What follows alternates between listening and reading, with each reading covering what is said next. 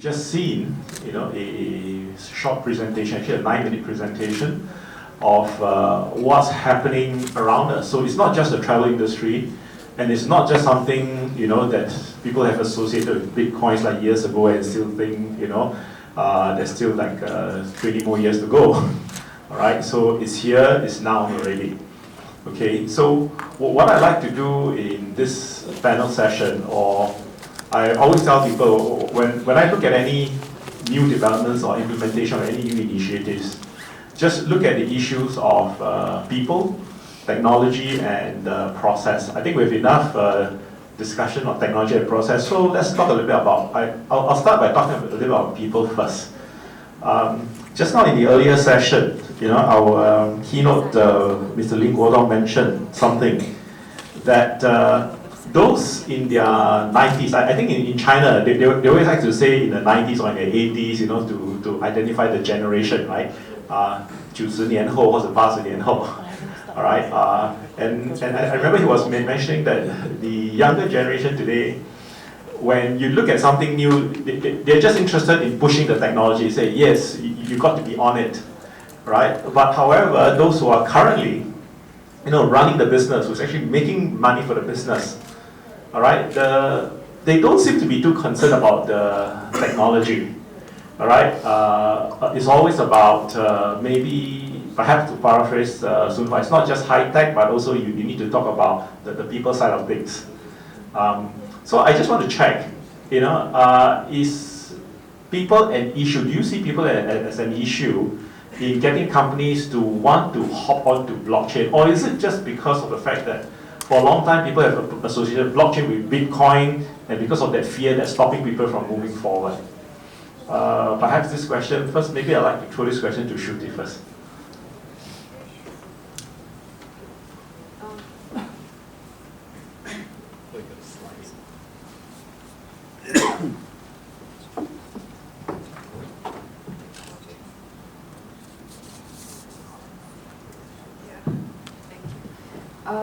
The importance of people, I think in travel is very, very high, obviously, because, again, to quote Soon-Hwa from before, the high touch factor, right? So I think that cannot go away. But what, and that's really part of the experience. I mean, if you're going for a tour in Singapore or in Italy, for example, you would really much rather have your tour guide to be a human as opposed to a machine, right? So I think that element of people does not go away. But what it can do, or what technology can do, is whenever there is people involved, or the more people there are, the more chances of error and the more chances of inefficiencies, because we all have our own mind, we work the way we think, and so what blockchain can perhaps do is help address those challenges which arise from multiple people being in the middle of a transaction or an experience where there's a lot of chances of inaccuracies or chances of inefficiencies, and that can be addressed with blockchain, something like a blockchain. So Soon-Hwa, what's your take on this? When you talk people, in this case, I'm referring specifically to talents, right? Yes. Because blockchain is such a new thing. So if I'm going to be the boss of a company, firstly, you could convince me why blockchain is good for my business. Blockchain is not the answer to all my problems, right? How is it going to benefit my business? Chances are part of my business. It cannot be blockchain for the entire business. So someone has to convince me that this part of my business, I can use blockchain, and this is going to be the investment, and this is going to be the ROI. Because I'm running a business. So coming to your point about older people, why they are more concerned about running business? Because we got to make sure that we make money for the company. So older people, in this case, not really older people, it's just that business owners, management has to make sure that it's commercially viable and sustainable. So young people engaging in blockchain, not surprising, because a lot of them are what we call digital natives, right? They're so comfortable with technology. But even though that's the case, I believe right now, at least right now, there's still a lack of talent. If you want to talk about blockchain, do we have enough talent right now if everybody should go blockchain? So I think that itself is something to think about. Learning what blockchain is and making sure that people are able to deliver what the true blockchain architecture is all about. Thanks, Soon-Hwa. Now, since you touched on the topic of investment, so let me just jump straight to Wen Loong. All right. So Wen Loong, you're from Tembusu Partners. So you have your own blockchain funds. All right. So perhaps you'd like to share with us what is your thinking behind your funds. All right. What do you look out for? You know, perhaps say in the travel industry, and you could share with some examples. That would be great. Yeah. Okay. So I mean, for us at Tembusu, we have the first fund, and we're creating a second fund next year to invest in blockchain. So in general, with any investments, you're looking at the return of your investments and how likely it is.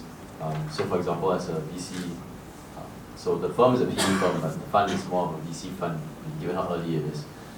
The likelihood of your returns and how high your returns are going to be. So when we decided to do a blockchain fund, the idea is that we view blockchain pretty much as, or we view the blockchain space as pretty much like the internet pre-TCP/IP, before there was any standardization in the space, right? So then now people specifically to in travel space. Well, at Tembusu Partners, we don't have a specific focus on travel itself. In the blockchain space, we invest into multiple verticals. So travel is one of them that we would explore. And we actually have invested into a travel company. One of them was supposed to be here, but they're closing out a deal in Korea, actually. So we invested in them because we saw that it made sense. And why it makes sense is because, as some of the earlier presentations mentioned, there's a lot of different moving parts in this industry, right? And also the people portion, the tech portion. And I actually think that high tech should enable high touch. That's one reason why you see a lot of companies, even though online is a big deal now, there's even a movement back to brick and mortar. With Alibaba setting up its shop for the brick and mortar side. Thanks for that, Wen Loong. Now, since we talked a little about return on investment, right? Shruti, you shared with us a few very good examples. Can you tell us, how do these companies measure the success of their implementation? Yeah, I think at the end of the day, the company has to add value in some form, and that typically happens, and this is something we see also on the consulting side of our business. When we are talking to clients who want to actually deploy a solution, there's two things that they're looking at. Either the solution has to either improve their top line or their bottom line. It has to contribute to one of these, and hopefully the value that it contributes is more than the cost of the solution that is actually being deployed. So at the end of the day, I think in terms of top line, it has to be able to add more revenue or create more revenue streams. And in terms of the bottom line, it has to be able to build in more efficiency so that the return on investment it can be the margins are much better. So I think these are the two broader areas. And if I can just go back to the cases that I shared, so Chris Pay, for example, what they're really trying to solve with their reward system is to create that an additional revenue stream for their customers. So I read somewhere they apparently in 2017, Chris Paya had almost 500 million or more worth of points which were not utilized, and this was even higher, over 20% more than 4 years before that, and another 50% more than 4 years before that. So the numbers are actually just growing, and these are just underutilized points that are sitting in our accounts which are not being utilized, and this can actually be converted into actual value both for SIA as well as their partners. So that's kind of the way they're trying to do this, and then moving forward, if they want to expand their network into involving more partners or involving more merchants, it becomes a very solid, sustainable revenue stream for SIA. So that's just an example of how they're trying to increase their revenue. And on the bottom line side, I think I also shared an example of Tripio, which is actually trying to improve the cost structure for service providers and make sure that they are directly able to get services or get customers who can contact them directly rather than having to go through multiple layers. And in every layer that or company that they work with, their margins are eroded further. So that's just an example of how a solution can really help improve their bottom line as well. Yes, I think that's a very interesting example that you just raised, about utilizing unused points, right? And one of the things that I hear quite a lot when I talk to hoteliers who come from the brands like the Marriott or the Accor, and they always come to me and say, well, they are secured in terms of their loyal customers. So when they come to an unknown region, if this person is a member of the Marriott Rewards program, he will look for a Marriott hotel. So that put a lot of disadvantages on a lot of young, emerging, unknown properties in Southeast Asia, especially ASEAN, with a lot of entrepreneurs. All right, now, so probably from an industry point of view, how difficult or how easy do you think, is it to get many of these private hotel property owners or service providers to come on board a program, say like Chris Bay or even say like even CYTT, program? What are your thoughts? What do you think will be the challenges? In business, is the big will always have an advantage over the small, and that's a fact of life. So a big airline can have the muscle, the financial ability to do many things, but the smaller ones cannot. So in the case of Marriott and all that, now we see a consolidation of hotel brands. If you look at it, Marriott itself is not just Marriott, they got Starwood and so many other brands, and likewise for the other Accor as well. So this put a lot of pressure on regional hotel chains as well as independent hotels. So when you're small, doesn't mean that you have no room to play. You can have a piece of the action, but you're going to do it differently. So I think this is where the small ones can come together, perhaps working with someone who can develop a common platform for them. So instead of them doing it on their own, as the one hotel stand alone, which is almost impossible, then you can come together as a group. And this is where I think the exciting thing about today's world is the startups. Right? Startups are able to find all sorts of pain points to look at such hotels. They may come up with a platform to suit a certain geography or a certain type of hotels. It could be all budget hotels can come together. So these small ones all come together as one single platform. So that will give them the scale and make it sustainable. Or the luxury hotels can do the same thing as well. So I think, with a bit of creativity and with the technology available today, and even with blockchain, right, it can certainly solve some of the problems. So you touched on the point of startup. Obviously, with the big boys, right, they will say, look, I don't need funding, right? I don't need more shareholders or stakeholders to come and interfere in my operation. I'll drive it. All right, so, okay, let's say you have somebody here who wants to take the initiative, right, to be a startup, to bring everyone together, and they then approach the Tembusu partners. Okay, so what are your checklists, what are your key considerations in, say, supporting such initiatives? Well, okay, so I guess I'll share what we look at as a starting point.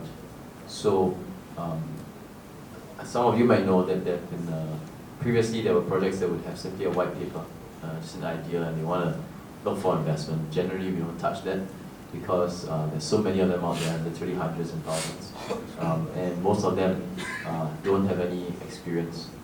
And that brings me to the idea of the team. The team is clearly important. Has the team executed before? Have they done things like that before? Do they have industry knowledge? Have they worked in this space before? Can they bring anybody on board that knows it as well? Who are their advisors, for example? Right, so those are two of the things that we look at. Of course, if you don't have any of these, and you have about 5 of them roughly as a starting point, but if you don't have any of these, then is there a reason, is there a strong reason why we should look at you as a project? So I'll give an example. So some of you would have gone to Korea. Kakao Talk is very big in Korea. So the parent company is a listed entity now, and when they came to us to invest into their platform, they didn't have a full working product in the sense of there's no main net. They had a test net, so it was kind of a product already. But we invested even though it's early because look at who's backing them, right? And the fact that we can see their roadmap and where they're going to be executed out upon. So sometime next year, for example, all KakaoTalk messenger apps will have a wallet embedded into it. And that's great, that's fantastic because they command a good 90 to 97%, depending on which reports you read, of the entire Korean market. And anybody of their entire network can actually use that. So when we look at that, those are some of the criteria that we look at as a starting point. But if there's any good reason why we should invest, even if you don't hit those starting conversation points, then we're happy to explore. Thanks for that one. Now, okay, just one last question before I open questions to the floor. All right, from each one of you, who do you think right now is doing the right thing with regards to blockchain that is really going to make a difference to our industry? Start with you, Shruti. Who should we look out for? That's a very good question. I think it's just because most of the projects or companies are still in their early stages, so it's a little bit difficult to say. I think Loong works or analyzes companies at a much deeper level than probably I have a chance to. I work with companies who don't have a blockchain solution yet.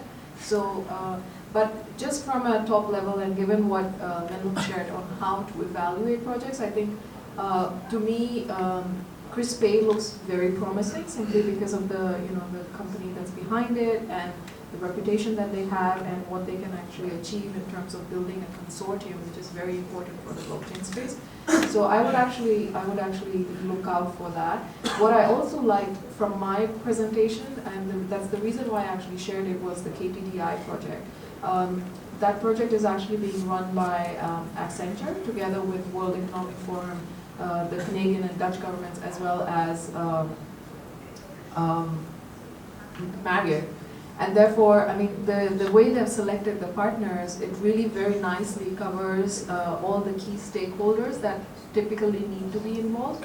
And they've already tested the project and they're now in their pilot phase. So I'm actually quite hopeful that this will really help solve some real issues in the identity management area. Right, great. Soon-Hwa? This question kind of stumped us a little earlier when you asked it. And the reason is that there isn't one big name that jumps up and say this is an example of a hugely successful blockchain-driven initiative. At least not yet, I would say. So Chris Pei, I agree with Shruti that it is clearly something that is visible right now in Singapore, but Singapore Airlines hasn't said that it is hugely successful yet. So it is still work in progress, and I'm sure there is a learning curve. Even though you say, oh, this is a huge airline behind it, it makes a lot of sense. But I'm sure there are lots of learning. And I'm a KrisFlyer member for many years here. And it's only this morning, because I'm coming to this forum, I downloaded the Chris Pei app. So what does that say, right? It means that, yes, SIA is doing a good thing, but perhaps they can do more. By reaching out, maybe they did reach out, but maybe I overlooked what communication that they sent. Maybe they should incentivize me to download the app. Give me 5,000 points, which is nothing anyway. But human beings are like that. If you give me a little incentive, it forces me to take that extra step of downloading the app. Because if I don't download the app, I cannot transact. And you have got hundreds of thousands of members worldwide. Get your members excited. Get them to buy in, because there's a push and pull thing. So if all your members are addicted to this, then obviously this will be a success. Yeah, it's no point having it out there and say, yeah, I have done something. But if your members are not enjoying it, then I think you're leaving money on the table. Now for SQ, it's a different motivation. It's a loyalty program, yes. But in loyalty program, there's this thing called earn and burn. When we fly, we earn points. But the numbers keep going up. So I have 1 million points in there.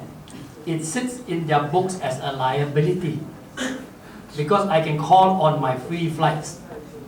And if everybody has got millions of points, then you're sitting on a huge, huge liability. So you want to be able to let people burn your miles. So this is one way. CrisPay is actually a way of allowing members to burn their miles, to use the points and buy stuff. Especially those guys who have got few points. Sometimes all of you realize this, right? You're not a frequent flyer. You get 1,000 points, 2,000 points, 3,000 points. That cannot buy you a free ticket. Then you say it's a waste, why do I have a few thousand points in the account? But with CrisPay, now you can use your few hundred points, a few thousand points to buy something of a smaller value. So that enhances the appeal of the frequent flyer program. So SQ's KrisFlyer program, if you can do that versus somebody else who cannot, right, then I would want to fly SQ because I can use all the points, big numbers, small numbers, not only for flights but for all sorts of goods and services. So this is really a means to an end. On its own, CrisPay is not the one that really should be the big money making thing. It's about how it benefits their loyal customers first, then the airline, right?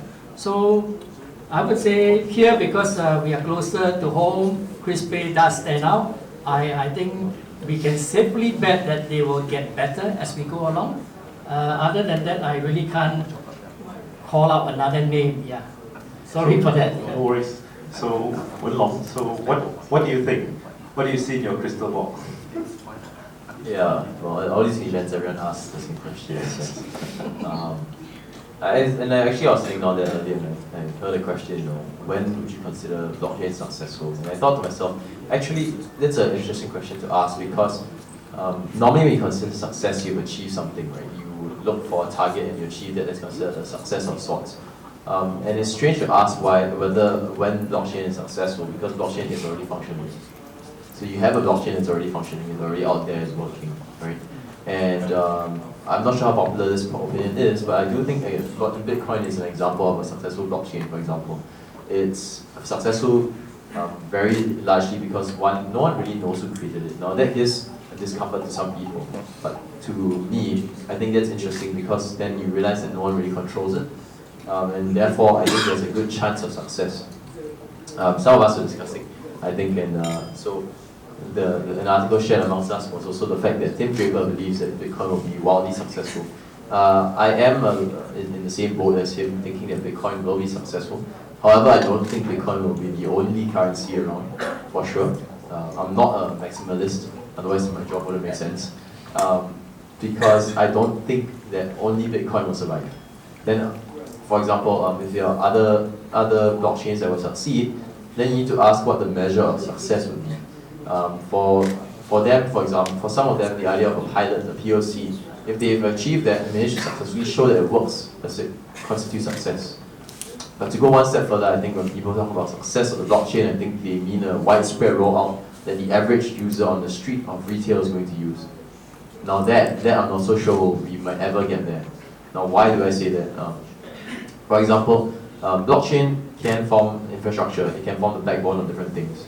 But you don't see, even on the street today, the average person talking about your CRMs or your SAPs or all your enterprise solutions. But they are wildly successful. Many of them are unicorn companies. So the question is what success looks like. And for us as investors, we are not interested necessarily that it will be crazy on the street. Great if it happens and if we find the product, of course, happy, right? But does it need to get there? I'm not so sure. Because you can find success in many, many different forms. And for us, for investors, the success looks like an ROI on your investments. So if you invest early in the seed stage, for example, and you exit at a C round or a D round, and you have a multi-fold investment return, that's considered success to us. Do we need it to roll out to your average retail investor? Not necessarily. And are we a long way out? Yes, I think we are a long way out. Cloud computing was also a long time ago. We had it a long time ago, but not every business uses the cloud yet.